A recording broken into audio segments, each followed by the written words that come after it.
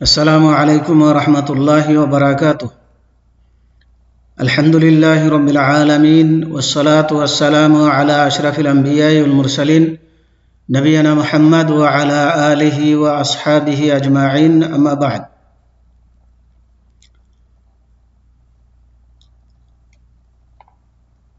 সম্মানিত ছাত্র ভাইরা, আমি এখন লেভেল 3-র ফিকহের ক্লাস আরম্ভ করছি। আজকের বিষয় হচ্ছে যাকাতের হকদারগণ। তার মানে যাকাত পাওয়ার অধিকার কারা রাখে, এই সম্পর্কে কোরআন বা হাদিসে যা এসেছে তাদের কথা উল্লেখ করব, সে সাথে তাদের পরিচয় তুলে ধরব ইনশাআল্লাহ। তো আসুন এ মর্মে আল্লাহ তাবারাকা ওয়া তাআলা পবিত্র কালামের মধ্যে আয়াত নাজিল করেছেন যে কারা যাকাত পাবে, যাকাতের হকদার কারা, এটি আল্লাহ রাব্বুল আলামিনের পক্ষ থেকে নির্ধারিত। অতএব যে কয়জন আল্লাহ রাব্বুল আলামিন নির্ধারণ করেছেন তাদের মধ্যেই যাকাতকে সীমাবদ্ধ রাখতে হবে, এর বাইরে কাউকে যাকাত দেওয়া যাবে না। তো আসুন আমরা জেনে নিই আল্লাহ রাব্বুল আলামিন কাদেরকে যাকাত দিতে বলেছেন। আল্লাহ রাব্বুল আলামিন বলেন সূরা তাওবার 60 নম্বর আয়াতে যে ইন্নামাস সাদাকাতু লিল ফুকারাই ওয়াল মাসাকিনা ওয়াল আমিলিনা আলাইহা ওয়াল মুআল্লাফাতি কুলুবুহুম ওয়া ফির রিকাবি ওয়াল গারিমিনা ওয়া ফি সাবিলিল্লাহি ওয়া ইবনিস সাবিলি ফরিদাতাম মিনাল্লাহি ওয়াল্লাহু আলিমুন হাকীম।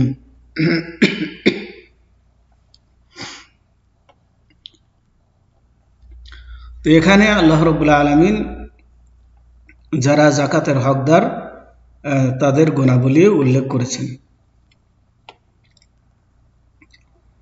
এই আয়াতের অর্থ হচ্ছে যাকাত হলো কেবল ফকির, মিসকিন, যাকাত আদায়কারী ও যাদের চিত্তাকর্ষণ প্রয়োজন তাদের হক, এবং তা দাসমুক্তির জন্যে, ঋণগ্রস্তদের জন্যে, আল্লাহর পথে জিহাদকারীদের জন্যে এবং মুসাফিরদের জন্যে। এই হলো আল্লাহর নির্ধারিত বিধান। আল্লাহ সর্বজ্ঞ প্রজ্ঞাময়। তাহলে এখানে আল্লাহ রাব্বুল আলামিন এই কয় শ্রেণীর মানুষের জন্য, অর্থাৎ এখানে 8 শ্রেণীর কথা উল্লেখ করা হয়েছে, এই 8 শ্রেণীর মানুষের জন্য যাকাত প্রযোজ্য বা যাকাতের হকদার তারা, এদেরকেই যাকাত দিতে হবে। তো আসুন এদের সংক্ষিপ্ত পরিচয় আমরা জেনে নিই। যাকাত দিতে হবে ফকিরকে। ফকির কারা? ফকির ওরা যাদের কাছে এমন কিছু নেই যা তাদের জীবিকার জন্য যথেষ্ট হবে, মানে তাদের জীবিকা নির্বাহ করার জন্য যথেষ্ট নয়, এমন সামান্য কিছু মাল যাদের কাছে আছে, এরা হচ্ছে ফকির। তার মানে 6 মাসের বেশি তারা তাদের সঞ্চয় দিয়ে অতিবাহিত করতে পারে না। তো এদেরকে ফকিরের অন্তর্ভুক্ত করা হয়েছে এবং এদেরকে যাকাত দিতে হবে। মিসকিন, মিসকিন হলো তারা যাদের কাছে জীবিকা নির্বাহের জন্য যা যথেষ্ট তার অতিরিক্ত তাদের নিকট থাকে না। তার মানে তাদের কাছে যে সঞ্চয় রয়েছে, এই সঞ্চয়ের দ্বারা তাদের পুরা বছর চলার মতন ক্ষমতা নেই। পূর্ণ বছর চলার মতো যাদের ক্ষমতা নেই তাদেরকে বলা হয় মিসকিন। অতএব তারাও যাকাতের মাল থেকে পাওয়ার হক রাখে।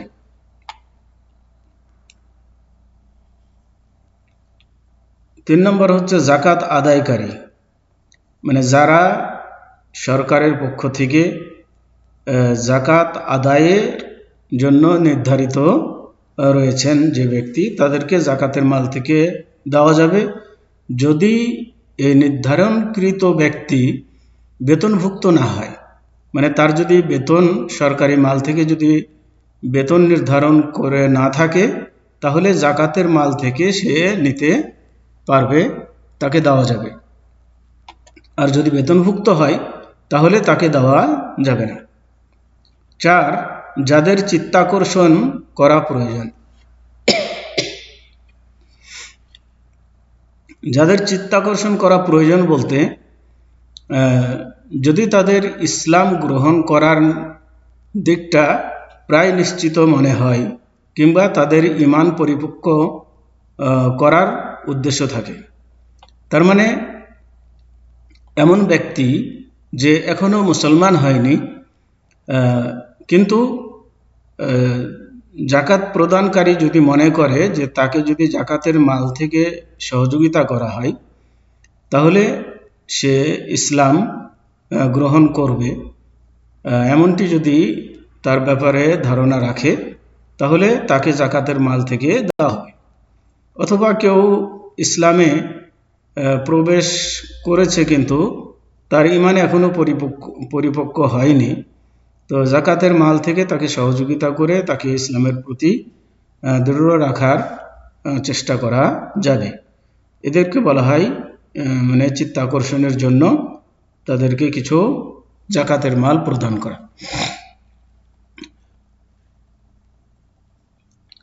5 নম্বর হচ্ছে রিকাব, অর্থাৎ ওইসব চুক্তিবদ্ধ কৃতদাস যারা নিজেদেরকে দাসত্ব থেকে মুক্ত করার জন্য মালিককে নির্ধারিত মাল দিতে অক্ষম।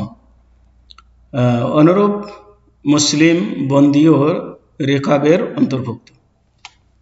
কথাটা এমন, মানে যে বর্তমানে তো দাসপ্রথা নেই, আগে ছিল, ভবিষ্যতেও থাকতে পারে। তো তার মানে যে সমস্ত মানুষকে মানুষ কিনে নেয় ওদেরকে বলা হয় দাস। আর এই দাসের কোনো নিজস্ব অর্থ থাকে না, যা তারা ইনকাম করে তাদের ইনকামকৃত সমস্ত সম্পদ মালিককে, তার মনিবকে দিতে হয়। তার মানে মনিব তাদের দ্বারা ইনকাম করে নেয়।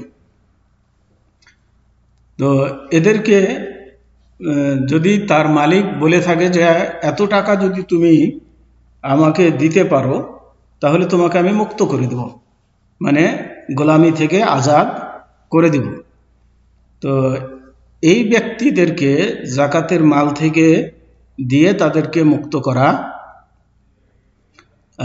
করা যেতে পারে।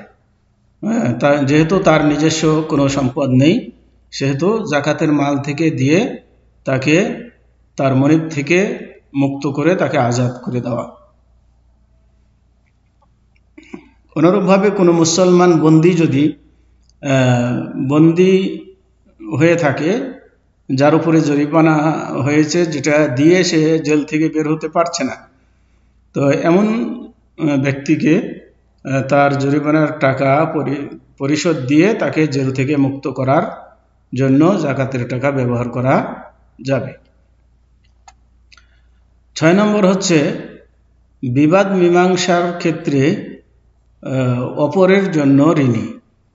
তার মানে কোনো সর্দার, নেতা বা গ্রাম্য মোড়ল এ ধরনের ব্যক্তি যে হয়তো দুজনের মাঝে ঝগড়া হয়েছিল, বিবাদ হয়েছিল, যে বিবাদ মীমাংসা করতে গিয়ে সে নিজের সম্পদ থেকেই সে কি করেছে, দিয়ে সে ঝগড়া মিটিয়েছে।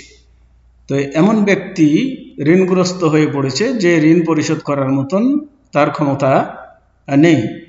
অতএব এ ধরনের ব্যক্তি জাকাতের মাল থেকে নিয়ে তার ঋণ পরিশোধ করতে পারবে।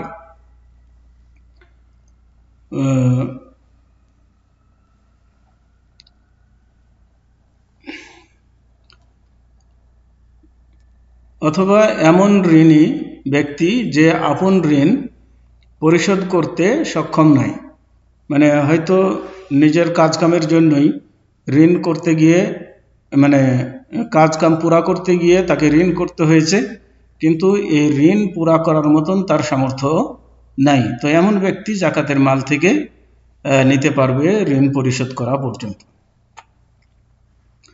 7 নম্বর হচ্ছে ফি সাবিলিল্লাহ। ফি সাবিলিল্লাহ অর্থাৎ স্বেচ্ছায় যুদ্ধকারী যাদের বেতন নেই, মানে যুদ্ধে অংশগ্রহণ করেছে কিন্তু যুদ্ধের কোনো সরঞ্জাম তার কাছে নেই, বা যুদ্ধ করতে যে সমস্ত দিনগুলো তার অতিবাহিত করতে হয় তার থেকে যুদ্ধের অংশগ্রহণ করার জন্য তাকে কোনো বেতন দেওয়া হচ্ছে না, তো এমন ব্যক্তি জাকাতের মাল থেকে নিয়ে যুদ্ধে অংশগ্রহণ করতে পারবে। 8 নম্বর হচ্ছে ইবনুস সাবিল। ইবনুস সাবিল অর্থাৎ এমন সফররত ব্যক্তি, মুসাফির, এমন মুসাফির ব্যক্তি যার সফরকালে অর্থ সম্পদ শেষ হয়ে গেছে, তার মানে সফরে বের হয়েছিল যে অর্থ নিয়ে, দেখা গেল যে তার অর্থ শেষ হয়ে গিয়েছে, এখনও সে বাড়িতে ফিরতে পারেনি, আরও কিছু তার টাকা পয়সার দরকার, তো এমতো অবস্থায় সে জাকাতের মাল থেকে নিয়ে তার বাকি দিনগুলো অতিবাহিত করতে পারবে বাড়ি ফেরা পর্যন্ত। যদিও সে ধনী ব্যক্তি হয়, যদিও সে ধনী ব্যক্তি হয়, তার মানে তার বাড়িতে হয়তো সম্পদ আছে, কিন্তু সফরে তার কাছে এখন আর কিছুই নেই, তো এমন ব্যক্তি জাকাতের মাল থেকে নিয়ে তার বাড়িতে আসা পর্যন্ত সে জাকাতের মাল গ্রহণ করতে পারবে। তো এই 8 শ্রেণীর কথা আল্লাহ রাব্বুল আলামিন জাকাতের হকদার হিসাবে গণ্য করেছেন এবং এদেরকে জাকাতের মাল দেওয়ার কথা বলেছেন, এর বাইরে অন্য কাউকে জাকাতের মাল দেওয়া যাবে না। এবার আসুন জাকাত সম্পর্কে কয়েকটি সাধারণ জ্ঞাতব্য, জাকাত সম্পর্কে কিছু ধারণা, যে সেটা হচ্ছে জাকাতের যে সমস্ত মাল, যে সমস্ত শ্রেণীকে নির্ধারণ করা হয়েছে, তো উক্ত শ্রেণীকেই জাকাত দিতে পারা যায় অথবা কোনো এক শ্রেণীর মধ্যে সীমাবদ্ধ রাখতে পারা যায়। তার মানে যে 8 শ্রেণীর ব্যক্তির কথা আল্লাহ রাব্বুল আলামিন জাকাতের হকদার হিসাবে উল্লেখ করলেন, এই সব শ্রেণীকেই আপনি জাকাতের মাল থেকে কিছু কিছু করে দিতে পারেন, অথবা যদি আপনি মনে করেন যে সব শ্রেণীকে না দিয়ে কোনো এক শ্রেণীকে আমি আমার জাকাতের মাল পুরোটাই দিয়ে দেব, তাও দিতে পারেন, সেটাও কি আছে, জায়েজ আছে। অথবা এই 8 শ্রেণীর মধ্য থেকে কয়েক শ্রেণীকে, 2 শ্রেণী বা 3 শ্রেণীকে দিবেন, এরকমও দেওয়া যেতে পারে। তার মানে এখানে দেওয়ার ক্ষেত্রে আপনার জন্য এখতিয়ার রয়েছে, আপনি 8 শ্রেণীকেও দিতে পারেন বা 8 শ্রেণীর মধ্যে কোনো নির্দিষ্ট শ্রেণীকেও আপনি দিতে পারেন, কিন্তু এর বাইরে যেন না হয় সেদিকে খেয়াল রাখতে হবে। 2, কাফিরকে অবশ্যই জাকাত দেওয়া যাবে না, কাফিরকে জাকাত দেওয়া যাবে না, তবে হ্যাঁ যদি চিত্তাকর্ষণ উদ্দেশ্য থাকে তাহলে দেওয়া যেতে পারে। যেমন ওই যে আগে বলা হলো যে যাদের ইসলাম গ্রহণ করার সম্ভাবনা রয়েছে এমন ব্যক্তিকে দেওয়া যাবে, এছাড়া কোনো কাফিরকে জাকাতের মাল থেকে দেওয়া যাবে না, যদিও সে গরিব বা ফকির হয় তবুও দেওয়া যাবে না। 3, বানি হাশেম বলতে হারিসের বংশধর এবং হাশিমের বংশধর বলতে আলী, জাফর, আব্বাস ও হারিস রাদিয়াল্লাহু আনহুমের গোত্র বোঝায়। তাহলে হাশিমের বংশধরকে জাকাত দেওয়া যাবে না। তার মানে হাশিমের বংশধর বলতে আলীর বংশধর, জাফর রাদিয়াল্লাহু তাআলা আনহুর বংশধর, আব্বাস রাদিয়াল্লাহু তাআলা আনহুর বংশধর এবং হারিস রাদিয়াল্লাহু তাআলা আনহুর বংশধরকে জাকাত দেওয়া যাবে না। এরা যদিও গরিব হয় তাদেরকে জাকাত দেওয়া যাবে না। হ্যাঁ, এদেরকে আপনি গরিব হলে নিজের মাল থেকে সহযোগিতা করতে পারবেন, সাদকা হিসাবে দিতে পারবেন। কোনো কাউকে এবং কোনো ধনী ব্যক্তিকে জাকাত দেওয়া বৈধ নয়। কোনো ধনী ব্যক্তিকে জাকাত দেওয়া যাবে না। 4 নম্বর, নিকটবর্তী অভাবীদেরকে জাকাত দেওয়া মুস্তাহাব। যারা নিকটবর্তী মানে আত্মীয়র মধ্যে যারা গরিব, তাদেরকে জাকাত দেওয়া ভালো, যদি তাদের খরচ বহন করা জাকাত আদায়কারীর উপরে আবশ্যক না হয়। তার মানে গরিব কিন্তু তার উপরে তার খরচের দায়িত্ব নাই, মানে তাকে লালন পালন করা তার উপরে ফরজ এমন নয়, তাহলে পরে তাকে জাকাত থেকে দেওয়া যাবে। যেমন স্ত্রী, সন্তান, সন্ততি, ছেলে মেয়ে যখন তার আয়ত্তে থাকবে, তার অধীনে থাকবে, তখন। জাকাত অন্য দেশে মানে প্রদানকারীর দেশ ছাড়া অন্য দেশে না পাঠানোই উত্তম।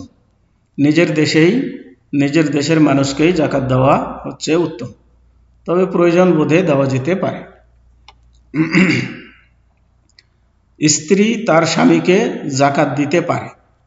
স্ত্রী যদি ধনী হয়, স্বামী যদি দরিদ্র হয়, তাহলে পরে স্ত্রী যদি তার মালে জাকাত ফরজ হয়, তাহলে তার স্বামীকে জাকাত থেকে সহযোগিতা করতে পারে। কারণ স্ত্রীর উপরে স্বামীর ভরণ পোষণের দায়িত্ব নেই, কিন্তু স্বামীর উপরে স্ত্রীর ভরণ পোষণের দায়িত্ব আছে। কাজেই স্বামী স্ত্রীকে জাকাত দিতে পারবে না, কিন্তু স্ত্রী স্বামীকে জাকাত দিতে পারবে।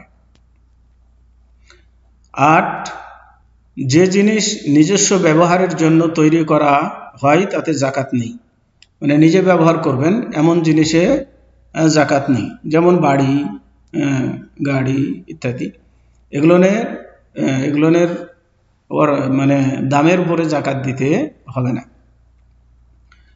তবে নিজস্ব ব্যবহারের জন্য অলংকার সমূহের জাকাত প্রদান করা উত্তম। মানে এ ব্যাপারে উলামায়ে কিরামদের মধ্যে মতানৈক্য রয়েছে যে ব্যবহৃত স্বর্ণ, যেগুলো ব্যবহারের জন্য ক্রয় করা হয়েছে, এমন স্বর্ণের জাকাত লাগবে কি লাগবে না নেশাব পরিমাণ হলে। তো এ ব্যাপারে 2টি মত রয়েছে।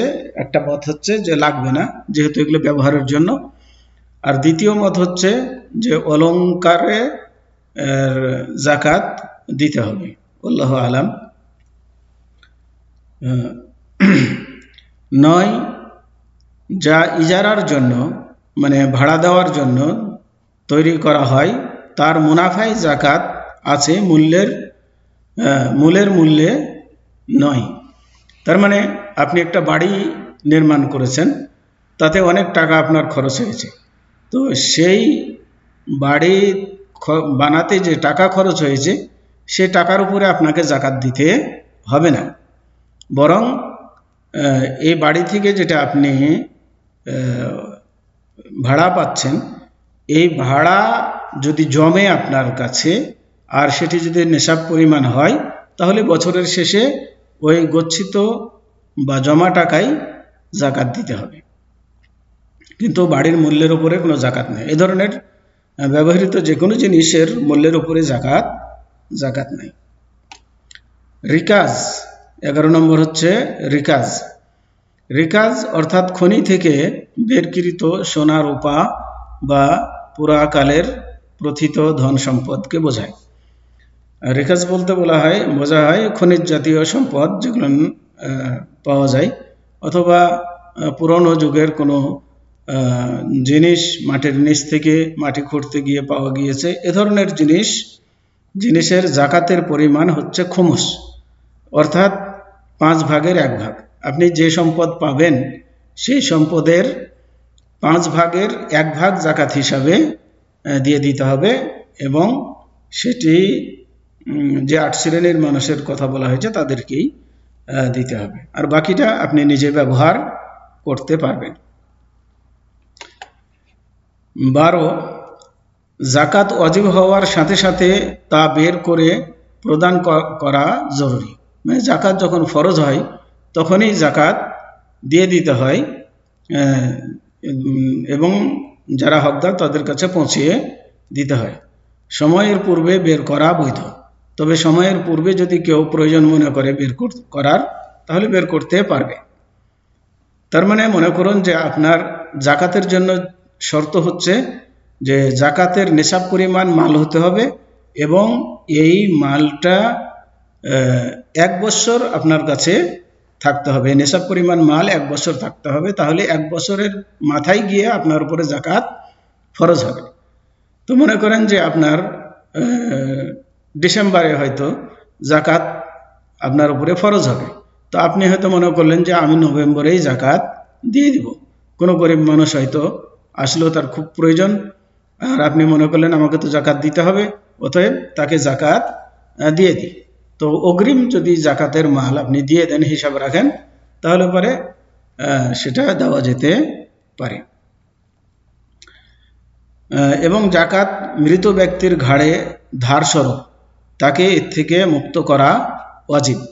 তার মানে কোনো ব্যক্তির উপরে জাকাত ফরজ হয়েছিল, কিন্তু সে জাকাত আদায় না করার আগেই মৃত্যুবরণ করেছে, তাহলে তার যারা অংশীদার আছে, অংশীদারদের উচিত তার জাকাত পরিশোধ করে দিয়ে তারপরে মাল ভাগ করে নেওয়া, কারণ তাকে ধারমুক্ত করা উচিত। তো আজকে এ পর্যন্তই। ওসল্লাল্লাহু আলা নবিয়িনা মুহাম্মদ ওয়া আলা আলিহি ওয়া আসহাবিহি ওয়া বারিক ওয়া সাল্লিম। আসসালামু আলাইকুম ওয়া রাহমাতুল্লাহি ওয়া বারাকাতুহু।